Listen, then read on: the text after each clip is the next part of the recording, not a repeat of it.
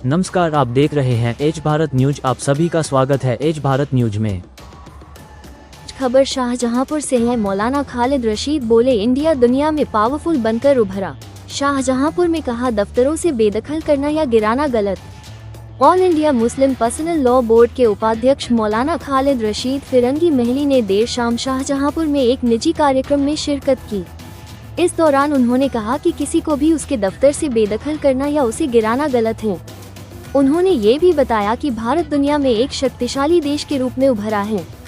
मौलाना फिरंगी महली ने मीडिया से बात करते हुए कहा कि जब भी देश पर आतंकवादी हमले हुए हैं, उसके बाद मुल्क और भी ज्यादा एकजुट होकर शक्तिशाली बना है। उन्होंने ऑपरेशन सिंदूर को इसका जीता जागता उदाहरण बताया और कहा कि देश की जनता ने इसका पूरा सहयोग किया है। मौलाना फिरंगी महली ने सभी राजनीतिक पार्टियों से अपील की कि वे जनता को भरोसा दें कि जिन लोगों के वोट कटे हैं, उनके वोट दोबारा बनाए जाएंगे। उन्होंने कहा कि किसी भी नागरिक को वोट के अधिकार से वंचित रखना एक बड़ा अपराध है। उन्होंने कानून व्यवस्था में सुधार और युवाओं को अच्छी शिक्षा देने को सरकार की जिम्मेदारी बताया, ताकि वे देश की तरक्की में योगदान दे सके। उन्होंने अपनी बात दोहराते हुए कहा कि सभी राजनीतिक पार्टियों के अपने दफ्तर होते हैं और किसी को भी उनके दफ्तरों से बेदखल करना या उन्हें गिराना बहुत गलत है। उन्होंने ऐसी हरकतों से परहेज करने की सलाह दी। मौलाना फिरंगी महली ने अंत में कहा कि जब जनता सरकार से नाराज होती है तो उसका जवाब चुनाव में देती है।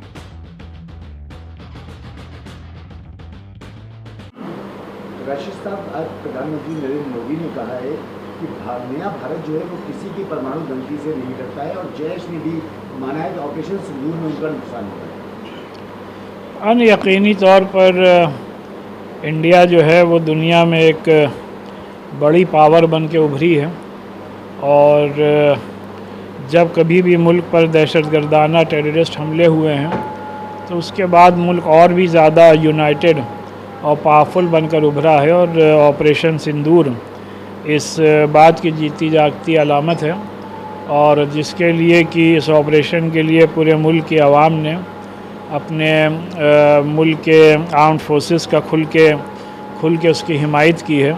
और ज़रूरत इस बात की है कि जब जो बार बार इन्फिल्ट्रेशन होता है उसको पूरी ताकत और क़ुव्वत के साथ रोका जाए, जिससे कि आइंदा कोई ऐसी दहशतगर्दाना हरकत ना हो।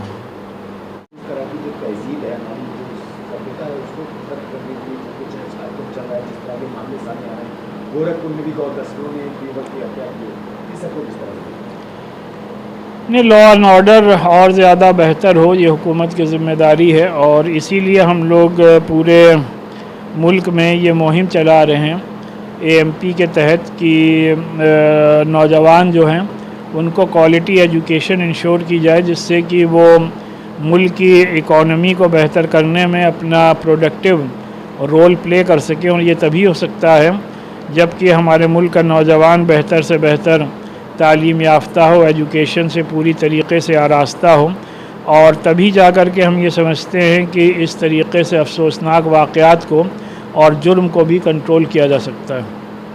24 सितंबर को कांग्रेस जो कार्यकारिणी है उसकी बैठक पटना में होनी है। बिहार चुनाव पर इसमें मंथन होगा, वोट चोर मुद्दे पर भी इस पर हंगामा और प्रहार करने की जो है इसको किस तरह से? नहीं, ये सभी पॉलिटिकल पार्टीज़ की ज़िम्मेदारी है कि इस बात को इंश्योर करें कि अगर कुछ लोगों का, जिन लोगों का भी वोट अगर कटा है तो उन लोगों का वोट दोबारा बने, और किसी भी शहरी को वोट देने के हक़ से महरूम करना दर हकीकत एक बड़ा जुर्म है।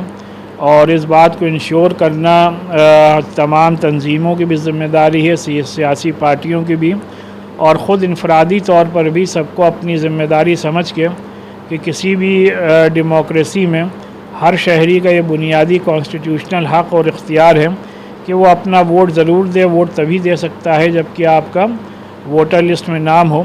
तो इस सिलसिले में सबको अपनी ज़िम्मेदारी से आगे आकर के और अपने अपने वोट की हिफाजत करना चाहिए।